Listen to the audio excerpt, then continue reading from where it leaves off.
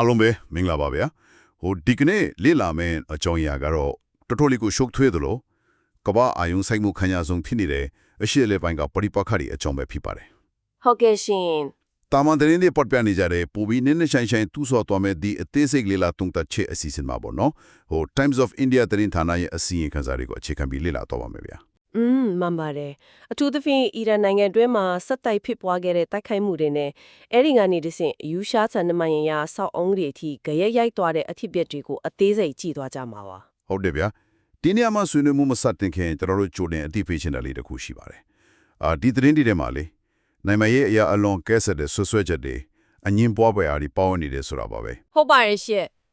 ဒါပေမဲ့ဒီသုံးသက်ချက်ရဲ့အဓိကရည်ရွယ်ချက်ကအမေရိကန်နဲ့အစ္စရေးဘက်ဖြစ်ဖြစ်အီရန်နဲ့ယူရှားဘက်ဖြစ်ဖြစ်ဘယ်ဘက်ကိုမှလိုက်ပြီးထောက်ခံအားပေးဖို့မဟုတ်ပါဘူးနော်တကယ်ကိုမဟုတ်တာပါဗျာတရင်ရမြေမှာပါဝင်တဲ့အချက်လက်တွေကိုပဲကြားနေရဒီချက်ကနေဗလိုက်မှုကင်းကင်းနဲ့ပကတိရတန်းခွဲချမ်းစိတ်ဖြာသွားမှာဖြစ်ပါတယ်ဟုတ်ကဲ့ဒါဆိုရင်တရင်ရဲ့နောက်ွယ်ကတကယ်အကျိုးဆက်တွေနဲ့နိုင်ငံတကာဥပဒေတွေပေါ်တက်ရောက်မှုတွေကပါလဲဆိုတာကိုတိုက်ရိုက်သွားကြည့်လိုက်ရအောင်ရှင်ကောင်းပါပြီဗျာဒီပฏิပက္ခကိုကြည့်မယ်ဆိုရင်လေရိုးရှင်တဲ့တိုက်ခိုက်မှုတစ်ခုနှစ်ခုလောက်နဲ့ပြီးပါတဲ့ကိစ္စမျိုးမဟုတ်ဘူးဆိုတ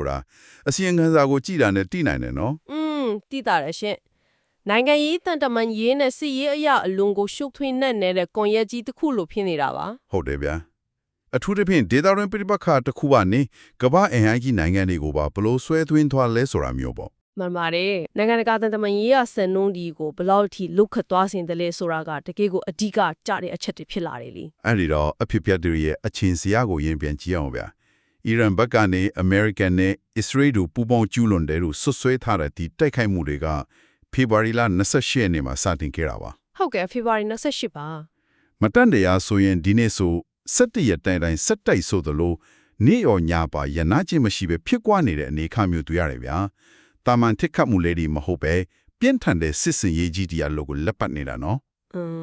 ်တော်တော်လေးကိုကြဲပြန့်တဲ့စစ်စင်ရေးပုံစံမျိုးဖြစ်နေတာပါအထူးသဖြင့်မလ9ရက်နေ့မှာဖြစ်ပွားခဲ့တဲ့တိုက်ခိုက်မှုတွေဆိုရင်ပိုပြီးထိတာလာတယ်ဟုတ်တယ်ဗျာမလ9ရက်နေ့အဲ့ဒီနေ့ကနိုင်ငံရဲ့အဓိကအသက်သွေးကြော်ဖြစ်တဲ့အခြေခံအဆောင်းအုံတွေကိုတိုက်ရိုက်ပစ်မှတ်ထားလာတာတွေ့ရတယ်လို့ပေါ့လောင်စာစီတိုးလောင်ယုံတွေကိုပစ်မှတ်ထားတဲ့ဆိုတာကဗျာ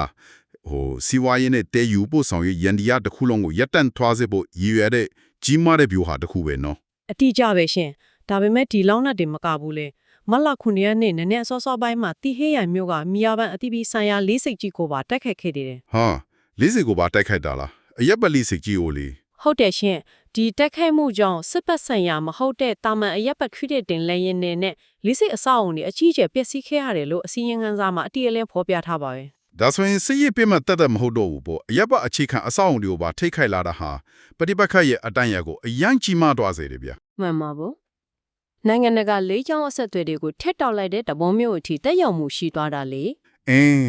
လေးစိတ်တေးလောင်စာစီယုံတွေပျက်စီးတာကနိုင်ငံရေးနဲ့စီးပွားရေးအရာအလွန်ထိခိုက်တယ်ဆိုရမယ်ဗျာဒီတိုက်ခိုက်မှုတွေထဲမှာလူသားတွေရဲ့အသက်ရှင်တန်ရေးကိုတိုက်ရိုက်ချင်းချောက်လိုက်တဲ့အဆိုးရွားဆုံးဖြစ်မှတ်တစ်ခုပါဝင်နေတယ်လို့တွေ့ရတယ်ဟုတ်ကဲ့အဲ့ဒါကဘယ်နေရာပါလဲရှင်ဟိုမိုဆမ်ဘီနဲ့ကက်ရှ်ဂျောမှာရှိတဲ့ရေချိုထိုးလို့ရေစက်ယုံကိုAmerican စစ်တပ်ကဖြစ်မှတ်ထားတိုက်ခိုက်ခဲ့တယ်ဆိုတဲ့အချက်ပါပဲ။အော်ရေချိုစက်ယုံလို့ပါဖြစ်မှတ်ထားလိုက်တာပေါ့။ဟုတ်တယ်ဗျာ။ဒီကျွန်းလွန်နေရာမျိုးမှာရေချိုးဆိုတာတဘာဝရဖို့အင်မတန်ခက်ခဲတဲ့အရာလေ။စက်ယုံတရုတ်ပြတ်သွားလာတဲ့အဲ့ဒီအနီးအနားကရွာပေါင်း30လောက်တောက်တုံရေလုံးဝပြတ်တောက်သွားတဲ့အခြေအနေကိုရောက်တော့တယ်။ဒါတော့တကယ်ကိုစိုးရွားလို့ပါတယ်ရှင်။ဒီရေချိုစက်ယုံတိုက်ခိုက်ခံရမှုကတာမန်အဆောက်အုံတည်စီမှုတတ်မဟုတ်တော့ဘူးလေ။လူသားချင်းစာနာထောက်ထားမှုဆိုင်ရာကပ်ပေးကြီးတစ်ခုကိုဖန်တီးလိုက်တာပဲဟုတ်တယ်တကယ်ကပ်ပေးကြီးဗျာကျွန်းတကျွန်းပေါ်မှာနေထိုင်တဲ့သူတွေအတွက်ဒီစက်ယုံကတစ်ခုတည်းသောမိခိုရာဖြစ်နေတာကိုတရက်နှစ်ရက်လောက်ရေးပြတ်သွားတာနဲ့တင်အရက်သားထောင်ပေါင်းများစွာရဲ့အသက်အန္တရာယ်ထက်ချင်းကိုချိုင်းချောက်ခံရတဲ့အခြေအနေကိုဆက်ရောက်သွားပြီလေမှန်တယ်ဗျာတောက်တုံးရည်တွေမကောက်လေကျမရဲ့ထန်ရှင်းရေးကိစ္စတွေအားလုံးရပ်တန့်သွားတော့ယောဂဘေးရအထူးပြောနေရဲ့အန်ဒီယာကလည်းချက်ချင်းနောက်ကလိုက်လာပြီပေါ့ဟုတ်ပါရဲ့ရှင်စစ်ပွဲတစ်ခုမှာလက်နက်နဲ့တိုက်ရိုက်တိုက်ခိုက်တာထက်နေ့စဉ်အသက်ရှင်တန်ရဲ့အတွက်မရှိမထိလိုအပ်တဲ့ရေလိုအခြေခံအရင်အမြတ်ကိုဖျက်တောက်လိုက်တာကပိုပြီးရက်ဆက်တဲ့စစ်ပြူဟာတစ်ခုအဖြစ်ရှုမြင်နိုင်တဲ့အနေအထားရှိပါတယ်ဒါကမြေပြင်ပေါ်ကတိုက်ရိုက်အဖြစ်အစီတွေပေါ့ဗျာ ဒါပေမဲ့ဒီနေရာမှာလေအစီရင်ခံစားအရာအလွန်စိတ်ဝင်စားဖို့ကောင်းတဲ့လူတွေတိတ်တတိမထားမိတတ်တဲ့နောက်ဆက်တွဲပြဿနာတစ်ခုရှိနေသေးတယ်ဗျာ ဘာမှဖြစ်မလဲရှင် စောစောကကျွန်တော်တို့ပြောခဲ့တဲ့လောင်စာစီယုံတွေမီးလောင်ပေါက်ကွဲရာကနေထွက်လာတဲ့အကျိုးဆက်ပဲ လေထုညဉ့်ညမ်းမှုကိစ္စကိုပြောတာလားရှင် ဟုတ်တယ်ဗျာလောင်စာစီတွေအများလောင်ကျွမ်းတဲ့အခါလေထုတွေကိုအစိတ်အသင့်ဓာတ်ငွေတွေအဆမတန်ပြန့်နှံ့သွားတယ်ဒါဟာတိုက်ပွဲကြောင့်ဖြစ်လာတဲ့ယာယီအပြစ်အစီးတင်မကတော့ပဲတဘာတော့ပတ်ဝန်းကျင်ဆိုင်ရာဘေးအန္တရာယ်အဖြစ်ကိုကူးပြောင်းသွားတာကိုတွေ့ရတယ် မှန်ပါတယ်ရှင်လေထုညဉ့်ညမ်းမှုကနေတဆင်လူတွေရဲ့ကျန်းမာရေးကိုတစ်ဖက်လက်နဲ့ချင်းချော့လာတဲ့သဘောမျိုးဖြစ်သွားတာကောလား သိကြတယ်ဗျာ အီရန်ချက်ချီနီရဲ့အတင်းရဲ့ထုတ်ပြန်ချက်ကိုကြည့်မယ်ဆိုရင်ဒီအခြေအနေရဲ့ဆိုးရွားမှုကိုတစ်ပြင်းနေကြထုတ်ပြောက်ထားတာတွေ့ရတယ်ရှင် ကြက်ချင်နေအသင်ကဘယ်လိုများထုတ်ပြန်ထားလဲဗျာ လေထူးထဲမှာအစိတ်တဲရိတဲ့ပြည့်နဲ့နေချင်းမှတ်လ8ရက်နေအနက်နက်ပိုင်းမှာရွာသွန်းခွေးတဲ့မိုးကအခြေအနေကိုပိုပြီးဆိုးရွားသွားစေခဲ့တယ်လို့ဆိုပါတယ်။တာမန်ဆိုရင်မိုးရွာတာကလေထူးလို့တန့်စင်စေတယ်လို့ယူဆနိုင်ပေမဲ့ဒီလိုအခြေအနေမျိုးမှာကျတော့လေထူးတွေကအစိတ်ဓာတ်ငွေ့တွေနဲ့မိုးရေပေါင်းဆက်သွားပြီးအလွန်အန္တရာယ်များတဲ့အက်ဆစ်မိုးအဖြူမိုးပြောင်းလဲသွားခဲ့လာပဲ ဟာအစင်မိုးရွာချလိုက်တာဗော ဟုတ်တယ်ရှင်အက်ဆစ်မိုးပါအဲ့ဒီလိုရွာချလိုက်တဲ့အတွက်လေထူတွေကအစိတ်ဓာတ်တွေဟာမြေပြင်မိုးကိုကျဲကျဲပြန့်ပြန့်ရောက်ရှိသွားပြီးပတ်ဝန်းကျင်တစ်ခုလုံးကိုအစိတ်တင့်စေတော့တာပေါ့ တွေ့ကြည့်တော်လေးကြောချမ်းစရာကောင်းတယ်ဗျာအစင်မိုးရွာတဲ့အတွက်ဒီတငွေအစိတ်တွေကတိုက်ပွဲဖြစ်တဲ့နေရာတင်မကတော့ပဲအဝေးကြီးထီပါရောက်သွားနိုင်တယ်လေ ဟုတ်ပါတယ်ရေစီးကြောင်းတွေမြောက်ရည်တွေတဲ့အထိစိတ်ဝင်သွားနိုင်တယ်ရှင် အထူးသဖြင့်တာမန်ကျမ်းမာရေးကောင်းမွန်တဲ့လူငယ်တွေအတွက်တောင်အသက်ရှူရကြက်စီတဲ့ပြဿနာရှိနေရင်ကလေးငယ်တွေကိုယ်ဝန်ဆောင်အမျိုးသမီးတွေနဲ့တက်ကြီးရွယ်အိုတွေအတွက်ဆိုရင်ဘယ်လောက်တောင်အန္တရာယ်ရှိမလဲဗျာ အထူးသဖြင့်ငကိုကလေးကပန်းနိုင်ရန်ကြက်လိုမျိုးအသက်ရှူလမ်းကြောင်းဆိုင်ရာကျန်းမာရေးပြဿနာရှိသူတွေအတွက်တော့တည်ရရှင်ရည်မြအနေရှိတဲ့အနေထားပဲရှင် ။မှန်တယ်အသက်ရှူလမ်းကြောင်းယောဂတီတွေအတွက်အရန်ခက်ခဲသွားပြီ အသက်ရှူလမ်းကြောင်းဆိုင်ရာယောဂတွေရုတ်တရက်အလွန်ရင်းနဲ့မိတက်လာနိုင်တဲ့အပြင်မြေစီလွှာနဲ့ရင်းနေတတ္တဝါတွေအပါအဝင်ဒေတာတွင်ဂီယာစနစ်တစ်ခုလုံးကိုပါရေရှည်ထိခိုက်စေမယ့်အနေအထားဖြစ်သွားပြီလေ ။ဟုတ်တယ်ဗျာ။စစ်ပွဲတစ်ခုရဲ့အကျိုးဆက်ကကြီးစံတဲ့ဘုံတွေပေါက်ကွဲမှုပြီးသွားတာနဲ့ရက်တံမသွားမှုဆိုတော့ဒါကိုပြောတာပဲ ရှူရှက်ရတဲ့လေတောက်သွင်းရတဲ့ရေကနေတဆင့်လူသားတွေရဲ့နေစဉ်ဘဝကိုအစိတ်ခတ်တယ်လို့ဖြစ်သွားတာကိုဒီဖြစ်ရတဲ့ရှင်းရှင်းလင်းလင်းမြင်တွေ့ရတယ်ရှင် ။အခုဆိုရင်အီရန်နိုင်ငံတွင်းကပြည်သူတွေခံစားနေရတဲ့ရေပြက်လက်မှုလေထုညဉ့်ညမ်းမှုနဲ့အခြေခံအဆောက်အုံပျက်စီးမှုတွေရဲ့ဆိုးရွားပုံကိုမြင်ထားလောက်ပါပြီဗျာ ဟုတ်ကဲ့မြေပြင်ချင်းတွေကတော်ဆိုးရနေတာပါ ။ဒါပေမဲ့ဒီပဋိပက္ခဟာပြည်တွင်းရေးဒါမှမဟုတ်နှစ်နိုင်ငံပြဿနာတက်တက်လောက်လည်းရပ်မသွားဘူးဗျာ။အစီရင်ခံစာထဲမှာမမျော်လင့်ထားတဲ့အချိုးအကွေတစ်ခုလို့ခေါ်ဆိုနိုင်တဲ့ကြီးမားတဲ့ကြရက်ရိုက်ခတ်မှုတစ်ခုပါလာတယ် အော်အခြားကမ္ဘာအင်အားကြီးနိုင်ငံတစ်ခုပါဝင်လာတဲ့ကိစ္စကိုပြောတာလားရှင် ။ဟုတ်တယ်ဗျ။အဲ့ဒါပဲ။ဒီအရှိအလဲပိုင်းကပဋိပက္ခတွေကိုယူရှားပါဝင်လာချင်းပါပဲ။မလာရှိရလေးကအီရန်နိုင်ငံအီရရှ်တိုမိုပြည်နယ်မှာရှိတဲ့အစ်ဖာဟန်မြို့ကရုရှားကောင်စစ်ဝန်ရုံးဟာတိုက်ခိုက်မှုရဲ့တည်ရောက်မှုကိုခံလိုက်ရတယ် အစ်ပါဟန်မျိုးကရုရှားကောင်စစ်ဝန်ရုံနော် ။ဟုတ်ပါတယ်ဗျာ။ဒါဟာတာမန်အဆောက်အုံတစ်ခုပျက်စီးသွားတာမဟုတ်ပဲနိုင်ငံတကာတန်တမာရေးရစီမံတွေကိုပါအခြေခံကဆော့ပြီးလွတ်ခတ်သွားစေတဲ့အဖြစ်အပျက်အကြီးတစ်ခုဖြစ်လာတယ် ဒီဖြစ်ရရဲ့တဘာဝကတော်တော်လေးကိုအကဲဆက်တေးရှင်တတင်းရမိကြရဆိုရင်တက်ခိုက်မို့ကရုရှားကောင်စစ်ဝန်ရုံးကိုတိုက်ရိုက်ရွေပြီးပြစ်မှတ်ထားတာတော့မဟုတ်ဘူးလို့ဆိုပါတယ် ။တိုက်ရိုက်ပစ်မှတ်ထားတာတော့မဟုတ်ဘူးပေါ့ မဟုတ်ပါဘူးရှင်ကောင်စစ်ဝန်ရုံးနဲ့အလွန်နီးကပ်တဲ့နေရာမှာရှိတဲ့ပြည်내အုပ်ချုပ်ရေးမှူးရုံးကိုပြစ်မှတ်ထားတက်ခိုက်ခဲ့တာဖြစ်တယ်ဒါပေမဲ့ခစ်တလက်နက်ကရဲ့ပောက်ကွဲမှုပြင်းအားကအလွန်ကြီးမားတော့အဲ့ဒီပောက်ကွဲမှုလိုင်းဟာရုရှားကောင်စစ်ဝန်ရုံးအဆောက်အုံနဲ့ဝန်ထမ်းတွေနေထိုင်တဲ့အင်ယာရေးစီကိုအပြင်းအထန်သွားပြီးရိုက်ခတ်တာပေါ့ ။ပောက်ကွဲမှုလိုင်းကတော်တော်ပြင်းသွားတာကော ဟုတ်တယ်ရှင်အကျိုးဆက်ကတော့အဆောက်အုံရဲ့ပြည်တွင်းပေါက်မှန်တွေအလွန်ကွဲရဲ့ပျက်စီးသွားပြီးပောက်ကွဲမှုလိုင်းရဲ့ပြင်းထန်လုံးမှုကြောင့်ကောင်စစ်ဝန်ရုံးဝန်ထမ်းအချို့ဆိုရင်လေသေးကိုလွင့်စင်သွားတဲ့အထိဖြစ်ခဲ့တယ်လို့မှတ်တမ်းတင်ထားတာပါပဲ ။ဟာလေတဲ့လွင့်ဆင်းသွားတဲ့အထိဆိုတော့လူအသေးပြောက်ရရှိလာဗျ ကံကောင်းထောင်းမစွာနဲ့တိဆုံးသူဒါမှမဟုတ်ပြင်းထန်စွာဒဏ်ရာရရှိသူမရှိခဲ့ဘူးလို့မော်စကိုဘက်ကအတည်ပြုပါတယ်ရှင် ။တော်သေးတာပေါ့ဗျာ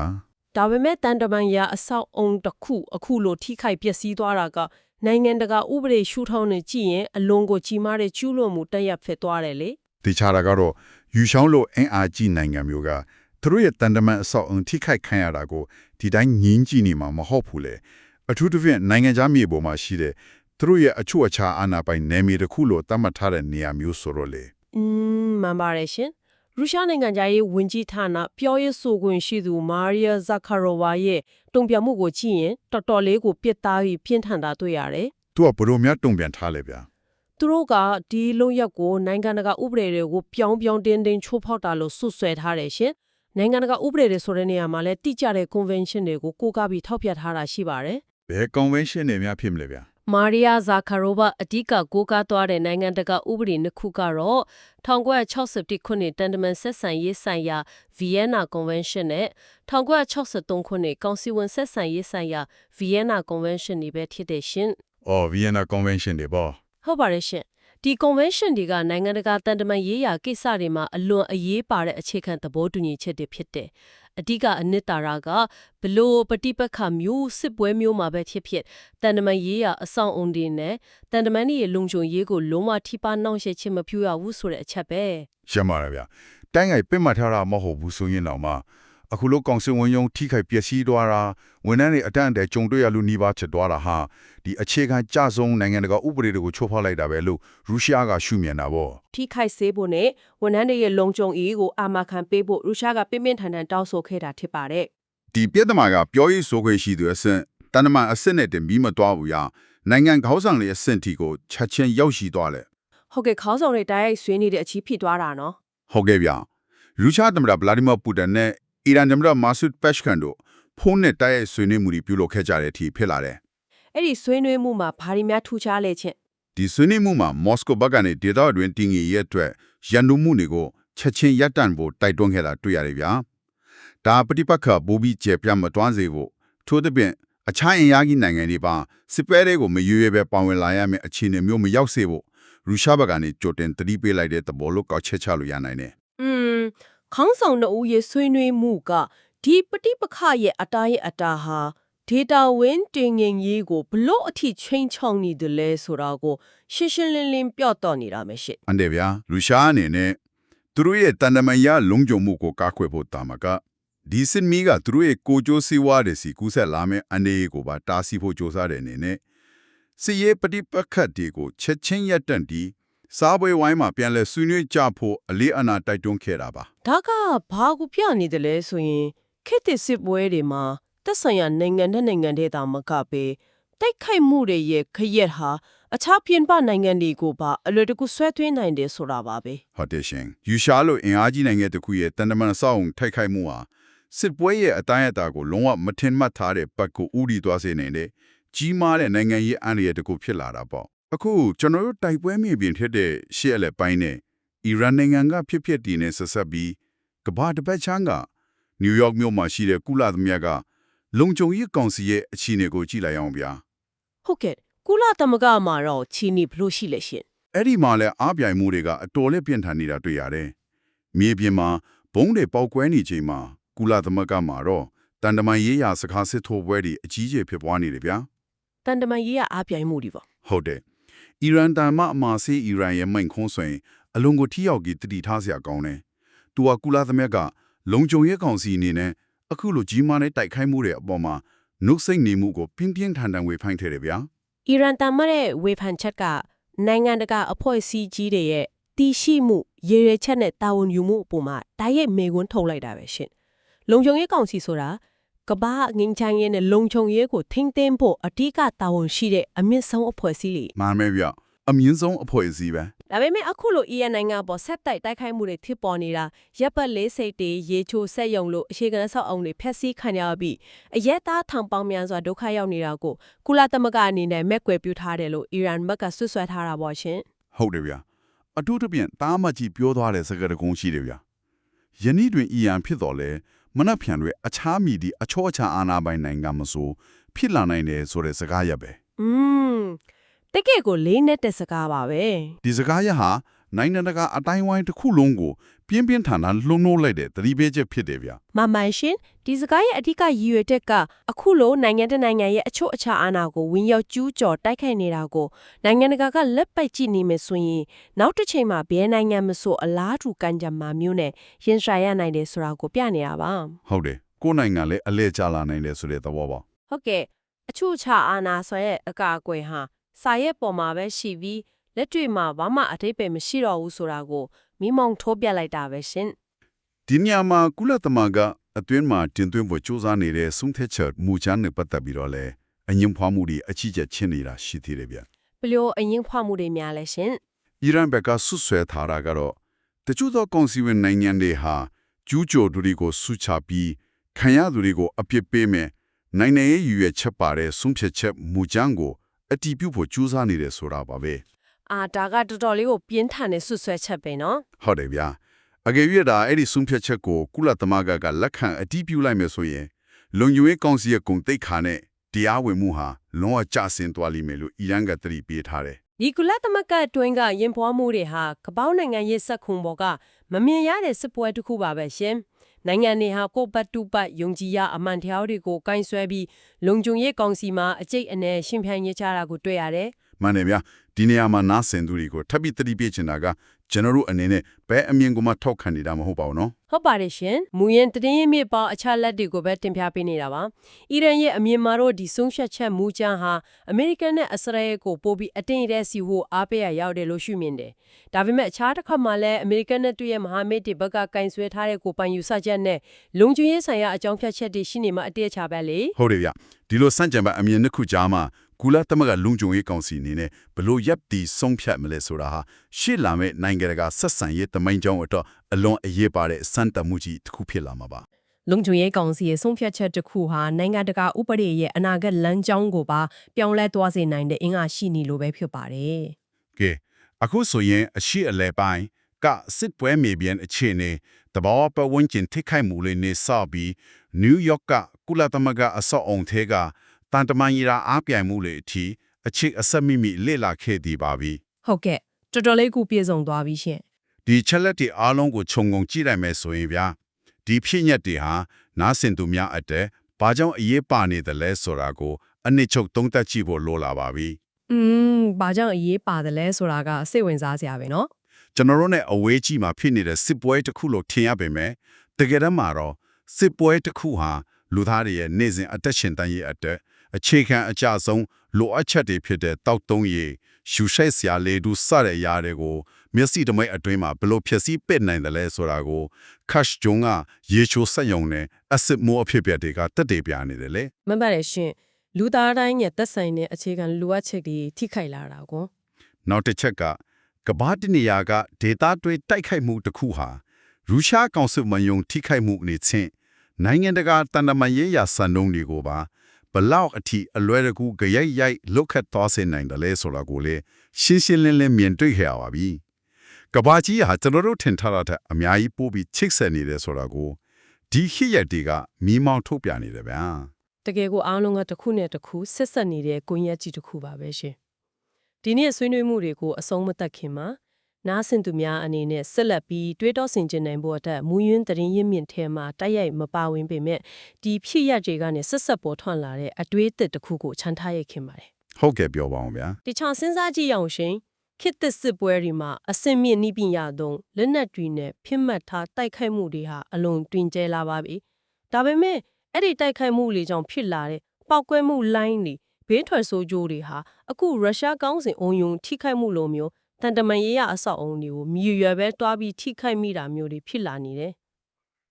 ဟုတ်တယ်ဗျာရေတာမဟုတ်ဘဲမဲ့ထိထွားတာမျိုးပေါ့ ဟုတ်ပါတယ်ရှင်ဒီလိုအခြေအနေမျိုးမှာရည်ရွယ်ချက်ရှိရှိတိုက်ခိုက်တာနဲ့မတော်တဆထိခိုက်မိတာကြားကနယ်နီးမိုက်တွေဟာထွတ်ချစ်သေးပျောက်ဆုံးလာနေပြီ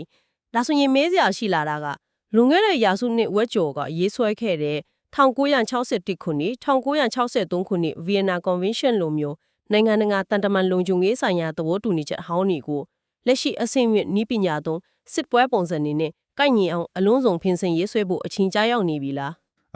ဒါကတကယ်စဉ်းစားစရာပဲဗျ နောက်တစ်ချက်ကကုလသမဂ္ဂလုံခြုံရေးကောင်စီလိုကမ္ဘာငင်းချမ်းရေးကိုထိမ့်သိမ်းဖို့တာဝန်ရှိတဲ့အဖွဲ့အစည်းတွေခေါင်းဆောင်တွေကတော့ဒီလိုရှုပ်ထွေးပြီးပြောင်းလဲလာတဲ့စစ်ပွဲပုံစံတစ်တန်တမန်ညအချက်အတဲတဲ့တွေအတွက်တကယ်ပဲအဆင့်သင့်ဖြစ်နေကြပြီလား မှန်တယ်ဗျာဒီမေကွန်တွေကကမ္ဘာငင်းချမ်းရေးကိုလိုလားတဲ့နိုင်ငံတကာအတိုင်းအပိုင်းတစ်ခုလုံးအလေးနဲ့ထားစဉ်းစားရမယ့်အချိန်ရပ်နေပြီလို့သုံးသပ်ရင်းနဲ့ပဲဒီကနေ့ရဲ့အသေးစိတ်လေ့လာသုံးသပ်ချက်ကိုဒီနေရာမှာပဲအဆုံးသတ်လိုက်ပါတယ်နားဆင်ပေးခဲ့ကြတဲ့နားဆင်သူများကိုအထူးပဲကျေးဇူးတင်ရှိပါတယ်နောက်လာမယ့်အစီအစဉ်ဒီမှာလည်းစိတ်ဝင်စားဖွယ်ရာအကြောင်းအရာတွေနဲ့အတူပြန်လည်ဆုံတွေ့ကြပါမယ်ဗျာ